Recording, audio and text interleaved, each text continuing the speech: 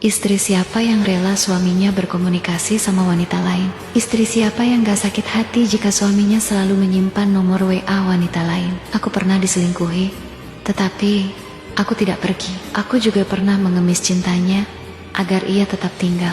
Padahal aku tahu saat itu dia sedang menyukai orang lain saat bersamaku. Apa kamu tahu rasanya? Rasanya seperti duduk di rumah sendiri, tapi merasa jadi orang asing. Tersenyum di depan anak, padahal hati remuk tanpa suara. Rasanya seperti harus pura-pura kuat sambil menelan kenyataan bahwa orang yang kamu nikahi justru orang yang paling sering melukaimu. Aku tidak pergi bukan karena aku tidak terluka, tetapi karena aku terlalu cinta. Atau mungkin terlalu takut kehilangan segalanya. Tak ada yang benar-benar tahu berapa kali aku menangis diam-diam di kamar mandi. Berapa kali aku membaca ulang chat di ponselnya, lalu menyalahkan diriku sendiri karena berharap lebih dari orang yang tak lagi setia. Aku pernah bertanya pelan, kurang apa aku? Tapi pertanyaan itu tidak pernah punya jawaban. Aku tetap memasak, tetap mencuci bajunya, tetap melayaninya seperti biasa, sambil bertanya dalam hati apakah wanita yang ada di ponselnya pernah tahu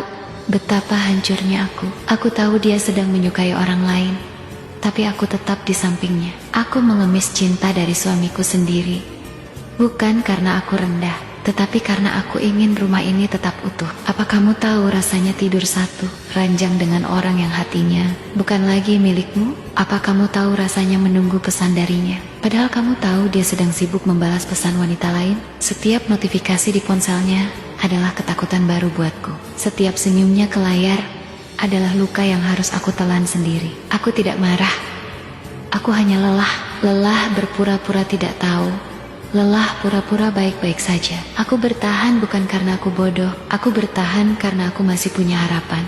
Karena ada anak yang memanggilku ibu, karena ada janji yang dulu dia ucapkan di depan Tuhan dan manusia. Tapi tahukah kamu, setiap kali seorang istri memilih bertahan dalam pengkhianatan, ada bagian dari dirinya yang mati perlahan. Bukan tubuhnya, tetapi harga dirinya, kepercayaannya, dan keyakinannya pada cinta. Aku tidak butuh dikasihani, aku hanya ingin dimengerti bahwa setia itu pilihan, dan selingkuh bukan kesalahan kecil yang bisa disembuhkan dengan alasan. Jika suatu hari aku akhirnya pergi, itu bukan karena aku kurang sabar, tetapi karena aku sudah terlalu lama bertahan sambil melupakan diriku sendiri. Dan jika hari ini aku masih di sini, tolong pahami satu hal, aku bukan wanita yang lemah. Aku hanya seorang istri yang sedang berjuang antara mempertahankan rumah atau menyelamatkan hatinya sendiri.